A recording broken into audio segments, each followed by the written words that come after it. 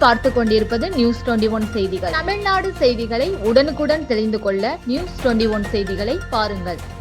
உங்களுடன் ஸ்டாலின் சிறப்பு முகாம். கள்ளக்குறிச்சி மாவட்டம் சின்னசேலம் அருகே காலசமுத்திரம் ஊராட்சி ஒன்றிய தொடக்கப்பள்ளி வளாகத்தில் காலசமுத்திரம், பெத்தாசமுத்திரம், அலம்பலம் ஊராட்சி பொதுமக்களுக்கு உங்களுடன் ஸ்டாலின் சிறப்பு முகாம் ஆத்மக்குழு தலைவரும் தெற்கு ஒன்றிய செயலாளருமான கனகராஜ் முன்னிலையில் நடைபெற்றது.